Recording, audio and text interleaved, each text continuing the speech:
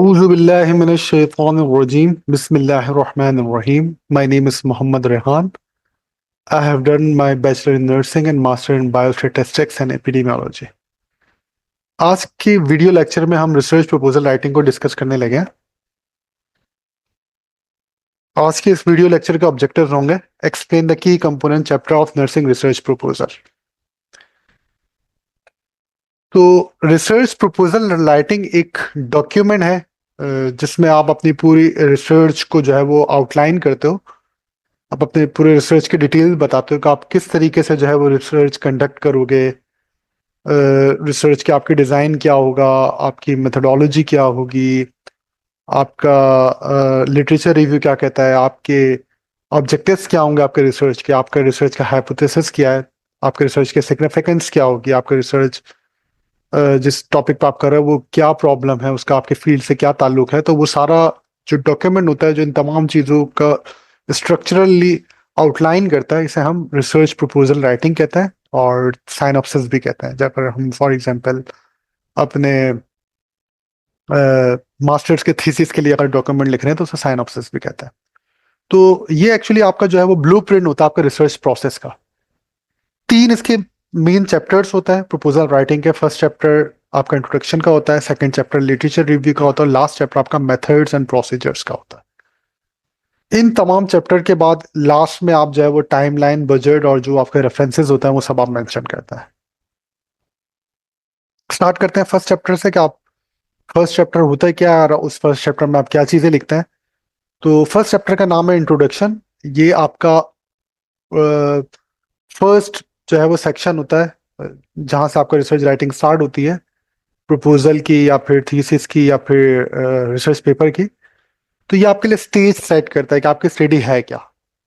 तो इंट्रोडक्शन लिखने का मकसद ये होता है कि हम अपने रीडर्स को ये बता सकें कि हमारा जिस टॉपिक पे हम रिसर्च कर रहे हैं वो एक्चुअली क्या प्रॉब्लम है, उसकी हमारे फील्ड से क्या सिग्निफिकेंस है, हमारे स्टडी के क्या ऑब्जेक्टिव्स होंगे और क्या हमारा रिसर्च क्वेश्चन है। तो जो की कंपोनेंट्स होते हैं इंट्रोडक्शन के, इसकी सब हेडिंग्स के अंदर बैकग्राउंड की हेडिंग आती है जिसमें बैकग्राउंड इंफॉर्मेशन होती है, रिसर्च प्रॉब्लम की हेडिंग आती है, पर्पस एंड सिग्निफिकेंस की हेडिंग आती है इसमें, और ऑब्जेक्टिव्स की, हाइपोथेसिस को, लिमिटेशन की। अब एक एक करके जो है वो इसको डिटेल में देख लेते हैं कि इन हेडिंग्स में हम लिखते क्या हो। तो जो फर्स्ट हेडिंग है बैकग्राउंड इंफॉर्मेशन की, उसमें आप अपने टॉपिक से रिलेटेड जो बैकग्राउंड इंफॉर्मेशन होती है उसके, आपके टॉपिक का जो है वो आपके सराउंडिंग में क्या प्रेवलेंस है और वो कितना बड़ा इशू है, तो ये सारा आप बैकग्राउंड इंफॉर्मेशन में लिखते हैं। फिर उसके बाद रिसर्च प्रॉब्लम में आप एक क्लियर स्टेटमेंट लिखते हैं कि एक्चुअली आपका जो टॉपिक है उसकी नॉलेज में क्या गैप है और आपकी जो स्टडी होगी वो किन इंफॉर्मेशन को जो है अपने स्टडी के अंदर एड्रेस करेगी। ये हम रिसर्च प्रॉब्लम में लिखते हैं, जैसे यहाँ लिखा हुआ भी है, क्लियर स्टेटमेंट ऑफ इश्यू और gap in the knowledge that the research will address. Purpose क्या होता है आपके, अच्छा पर्पस के हेडिंग में आप क्या लिखते हैं, जो इंट्रोडक्शन की आपके पर्पस की हेडिंग होती है उसमें आप अपने स्टडी का एम लिखते हैं कि आपके स्टडी का एम क्या है और आपकी स्टडी से क्या अचीव होगा। सिग्निफिकेंस की जो हेडिंग होती है रिसर्च सिग्निफिकेंस की, उसमें आप लिखते हैं कि आपके रिसर्च के जरिए जो है वो सोशो इकोनॉमिक पे क्या इम्पैक्ट होगा, अब तक जो जिस टॉपिक पर आप रिसर्च कर रहे हैं उसका प्रेवलेंस क्या है, उसकी कॉस्ट क्या है, उसकी सिवियरिटी कितनी ज़्यादा है, ठीक है, और आपकी स्टडी से जो है वो एग्जिस्टिंग नॉलेज में क्या एडिशन होगा, क्या न्यू नॉलेज जनरेट होगी। इंट्रोडक्शन में एक हेडिंग ऑब्जेक्टिव्स की भी आती है। ऑब्जेक्टिव हम स्मार्ट की क्राइटेरिया से बनाते हैं। जैसे हम एक नमोनिक है जिसमें एस का मतलब स्पेसिफिक, एम मतलब मेजरेबल, ए मतलब अटेनेबल, आर मतलब रिलेक्टेंट और टी मतलब टाइम बाउंड। तो आपका ऑब्जेक्टिव इस तरीके का होना चाहिए जो स्पेसिफिक भी हो, मेजरेबल भी हो, अटेनेबल भी हो, रिलेक्टेंट भी हो, टाइम बाउंड भी हो। तो डिफाइन डेफिनेशन की अगर बात करें ऑब्जेक्टिव को, तो objective define major aim of the study. अगर हम रिसर्च ऑब्जेक्टिव की बात करें तो यहाँ पर एक एग्जाम्पल भी लिखी हुई है कि to evaluate the effectiveness of the X intervention on Y outcome, कि कोई भी एक इंटरवेंशन है जिसका नाम एक्स है, उसका वाई आउटकम पे क्या इफेक्ट होगा उसे हम इवेलुएट कर रहे हैं। ये हमारे रिसर्च की स्टडी का ऑब्जेक्टिव है। इसी तरीके से हाइपोथेसिस भी एक हेडिंग होती है। हाइपोथेसिस के अंदर आप मफरूजे बनाते हो। 2 किस्म के मफरूजे होते हैं, एक नल हाइपोथेसिस होता है जिसको एच ओ से इंडिकेट करते हैं, एक अल्टरनेटिव हाइपोथेसिस होता है जिसको एच ई से इंडिकेट करता है। नल हाइपोथेसिस में आपका स्टडी के अगेंस्ट वाला एक हाइपोथेसिस आप बनाते हो, जैसे फॉर एग्जांपल आपके जो दो वेरिएबल्स मौजूद हैं जिसको आप स्टडी करना चाह रहे हो, उनका आपस में कोई ताल्लुक नहीं है या उनके मीन में कोई डिफरेंस नहीं होगा, तो वो नल हाइपोथेसिस में आप लिखते हो। और अल्टरनेटिव हाइपोथेसिस में आप लिखते हो कि आपके जो दो वेरिएबल्स हैं, उन दो या तीन जितने भी वेरिएबल्स हैं, उनके मीन में डिफरेंस मौजूद है या फिर उन दो वेरिएबल्स के दरमियान रिलेशनशिप है, तो ये आपका अल्टरनेटिव हाइपोथेसिस में लिखते हो। तो यहाँ पर भी जैसे कि एग्जाम्पल के अंदर लिखा हुआ है नल हाइपोथेसिस में कि intervention X has no effect on outcome Y, जो भी आप इंटरवेंशन दे रहे हो उसका आउटकम पे कोई इफेक्ट नहीं होगा। और जबकि अल्टरनेटिव हाइपोथेसिस के अंदर लिखा हुआ है कि intervention X significantly improve outcome Y, जो भी आप इंटरवेंशन एक्स दे रहे हो उससे आउटकम वाई पे वाई जो है इंप्रूव होगा। तो ये दो आपकी हाइपोथेसिस होती हैं। यूजुअली आप अपने स्टडी के अंदर जो है वो नल हाइपोथेसिस को रिजेक्ट करके आप बताते हो कि जैसा फॉर एग्जांपल हम यहाँ लिखेंगे कि p value less than 0.05 shows that we reject null hypothesis and conclude that intervention x significantly improve outcome y। तो इस तरीके से हम जो है वो कंक्लूजन फिर अपनी ड्रॉ करते हैं अपने रिजल्ट से। ऑपरेशनल डेफिनेशंस होती हैं आपके इंट्रोडक्शन में, एक हेडिंग जो है ऑपरेशनल डेफिनेशन की होती है। जो भी आप वेरिएबल इस्तेमाल करते हैं अपने स्टडी के अंदर, तो आप उन वेरिएबल को क्लेरिफाई करते हैं ऑपरेशन डेफिनेशंस के अंदर। जैसे फॉर एग्जांपल हमने बात की कि हम इंटरवेंशन एक्स यूज कर रहे हैं, तो उसको आप डिफाइन करेंगे, define as a 10 week educational program है वो इंटरवेंशन एक्स। और वाई जो है outcome Y measure using a validated tool X, tool Z, कोई भी एक टूल है उससे आप जो है वो आउटकम को मेजर कर रहे हो। तो ये आप अपने ऑपरेशनल डेफिनेशन में अपने वेरिएबल्स को जो है ना डिफाइन करता है।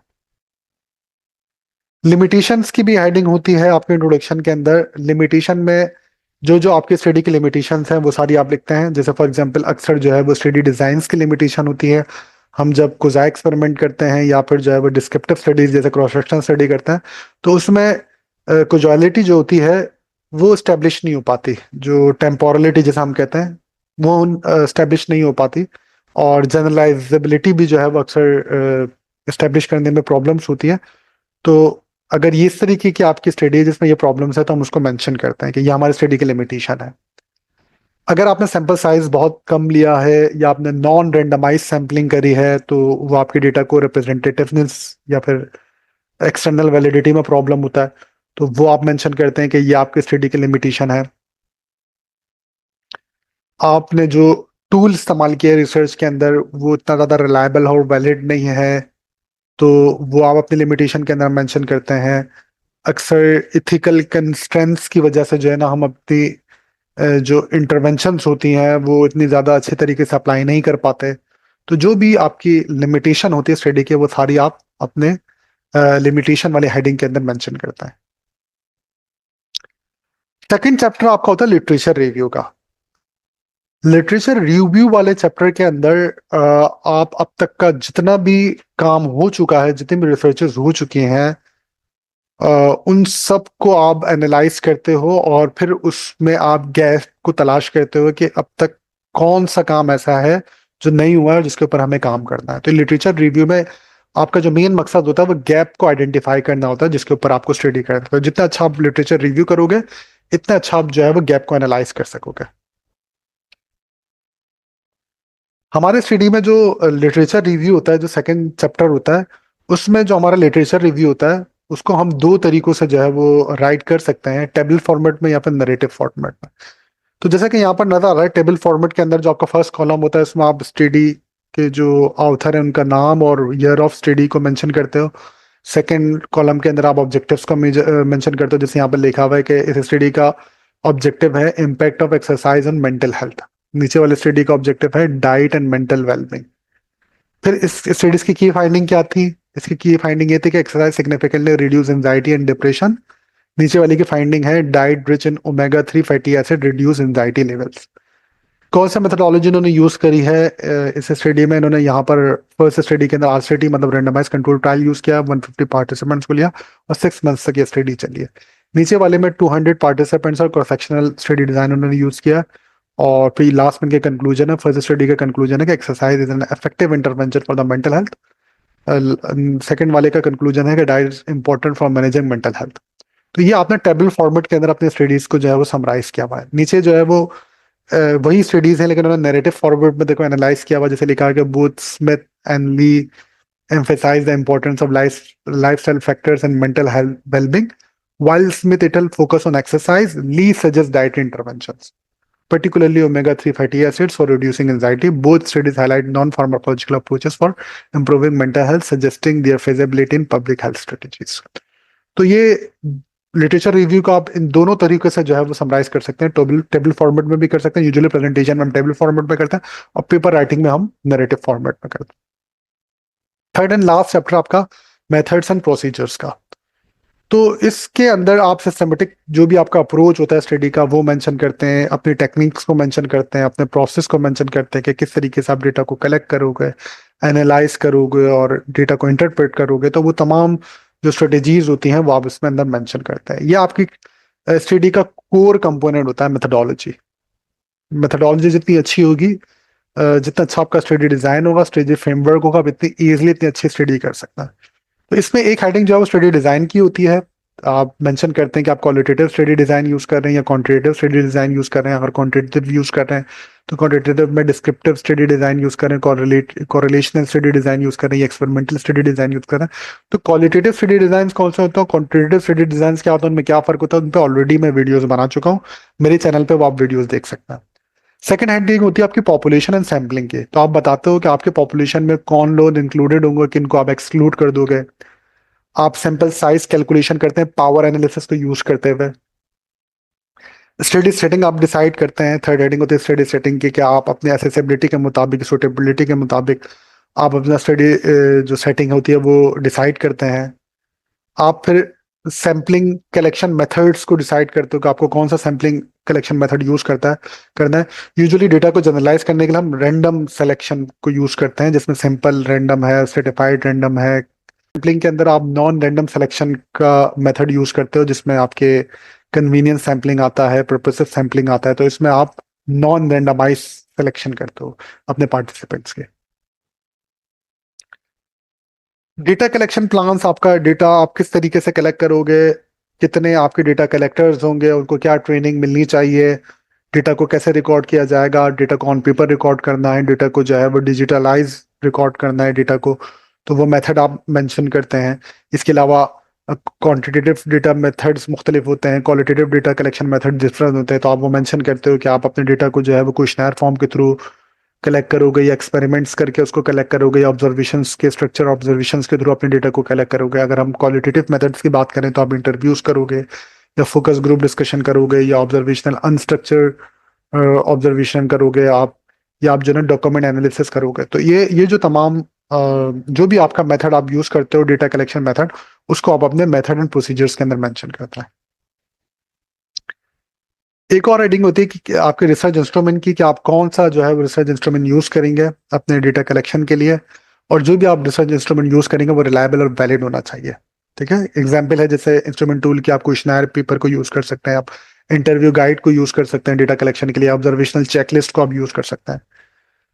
अब जो हम क्वेश्चनर की जो वैलिडिटी और रिलायबिलिटी चेक करते हैं उसकी इंपॉर्टेंस क्या होती है. तो रिलायबिलिटी और वैलिडिटी चेक करने का इंपॉर्टेंस क्या है, वो इसलिए चेक की जाती है कि इससे हमें पता लग जाता है, ये इंश्योर कर देते हैं कि आपका डेटा कंसिस्टेंटली और एक्यूरेटली जो है डेटा कलेक्शन हो रही है. तो आपकी क्वेश्चनर की जो रिलायबिलिटी है वो 0.7 से ज्यादा होनी चाहिए. मेथड्स एंड प्रोसीजर के अंदर एक और हेडिंग होती है जिसे हम डेटा एनालिसिस प्लान कहते हैं. एंड डेटा एनालिसिस प्लान के अंदर जो है ना, आप डेटा को किस तरीके से जो है वो एनालाइज करोगे वो आप डिफाइन करते हैं, वो अपने ऑब्जेक्टिव्स के हिसाब से. तो अगर यूजुअली जब हम डेटा में वेरिएबल के दरमियान एसोसिएशन चेक करें तो हम कोरिलेशनल एनालिसिस करते हैं. और अगर हम दो मीन या दो से ज्यादा मीन के दरमियान डिफरेंसेस चेक कर रहे हैं तो हम टी स्टेस या वन वे अनोवा का टेस्ट अप्लाई करते हैं उस पर. और अल्फा जो हमारे पास एरर होता है वो यूजुअली हम स्टैंडर्ड रखते हैं 0.05. मेथड एंड प्रोसीजर्स के अंदर एक लास्ट हेडिंग होती है जिसे हम एथिकल कंसिडरेशन कहते हैं. इसमें आप डिफाइन करते हो कि आपके जो सब्जेक्ट्स होते हैं उनके राइट को आप प्रोटेक्ट करेंगे, उनको कम से कम हार्म पहुंचाएंगे और कोशिश करेंगे उनको बेनिफिट्स दें, आप उनसे कंसर्न लोग हैं, और आप जिस ऑर्गेनाइजेशन में रिसर्च कर रहे हैं उसका आईआरबी इंटर रिव्यू बोर्ड से अप्रूवल लेते हैं. तो रिसर्च किस तरीके से की जाती है, उसका एक आउटलाइन क्या होता है? तो सबसे पहले जो है आप रिसर्च में एथिकल अप्रूवल लेते हो, फिर आप अपने जो पार्टिसिपेंट्स होते हैं उनको रिक्रूट करते हो, फिर अगर आप क्वांटिटेटिव स्टडी करें तो आप उनका सर्वे करते हो, और अगर क्वालिटेटिव स्टडी करें तो आप उनके इंटरव्यूज करते हो, फिर उन इंटरव्यू से आप डेटा कलेक्ट करके आप उनको रिकॉर्ड करते हो, फिर उस डेटा को एनालाइज करते हो, और फिर उस एनालिसिस के बेस के ऊपर जो है उन फाइंडिंग के बेस के ऊपर आप रिपोर्ट लिखते हैं। तो ये आपके कंप्लीट स्टेप्स होते हैं रिसर्च के। अब इन्होंने एक एग्जाम्पल गिवन दी हुई क्वांटिटेटिव रिसर्च की और क्वालिटेटिव रिसर्च की। तो ये एक एग्जाम्पल क्वांटिटेटिव रिसर्च की है। तो इसके ये एक रिसर्च है जिसके अंदर डिजाइन जो है क्रॉस सेक्शनल सर्वे यूज किया गया है। पॉपुलेशन जो है यूनिवर्सिटी स्टूडेंट्स को लिया गया है जिनकी एज 18 से 25 साल है। सैम्पलिंग क्राइटेरिया इन्होंने स्ट्रेटिफाइड रैंडम सैम्पलिंग यूज किया है। डेटा कलेक्शन इन्होंने ऑनलाइन क्वेश्चनर के थ्रू किया है जो लैकेट स्किल के ऊपर है। और डेटा एनालिसिस इन्होंने डिस्क्रिप्टिव स्टैटिस्टिक्स और रिग्रेशन एनालिसिस पे किया है। ये एक और एग्जाम्पल है क्वालिटेटिव स्टडी की। इसमें इन्होंने जो रिसर्च डिजाइन है फिनोमेनोलॉजिकल स्टडी डिजाइन यूज किया है। पॉपुलेशन जो है वो पेशेंट है जो क्रॉनिक पेन के साथ डायग्नोज हो चुके हैं। सैम्पलिंग क्राइटेरिया इन्होंने पर्पस ऑफ सैम्पलिंग ली है। और डेटा कलेक्शन मेथड के अंदर इन्होंने सेमी स्ट्रक्चर इंटरव्यूज लिए हैं। और डेटा एनालिसिस के लिए इन्होंने थेमेटिक एनालिसिस करी है पैटर्न्स को एनालाइज आइडेंटिफाई करने के बाद। अब जैसे हमने बताया कि आपके 3 जो चैप्टर्स हैं उसके बाद एंड में आप जो है ना अपने स्टडी का बजट मेंशन करते हो कि आपके स्टडी पे कितना पैसा लगेगा। तो ये कंपोनेंट्स के अंदर डिवाइड करके उन्होंने कंप्लीट बजट बताया हुआ है। लास्ट में टाइमलाइन कि आपके स्टडी में तकरीबन कितना टाइम लगेगा। जैसे यहाँ मेंशन है कि आप लिटरेचर रिव्यू में 6 वीक्स लगाओगे, फ्रेमवर्क डेवलपमेंट में 4 वीक्स, प्रपोजल राइटिंग में आप 6 वीक्स लगाओगे, IRB अप्रूवल में आपके 6 हफ्ते लगेंगे, डेटा कलेक्शन में 3 मंथ्स लगेंगे, डेटा एनालिसिस इंटरप्रिटेशन में 6 वीक्स लगेंगे, और फाइनल रिपोर्ट प्रिपरेशन में आपके 6 वीक्स लगेंगे। तो टोटल आपका 12 मंथ्स की ये स्टडी होगी। ये रेफरेंसेस हैं जहां से मैंने ये प्रेजेंटेशन बनाई है। उम्मीद है कि आपको प्रेजेंटेशन समझ में आई होगी। अगर फिर भी आपकी कोई क्वायरी है तो आप मैसेज करके पूछ सकते हैं। Thank you so much. Allah Hafiz.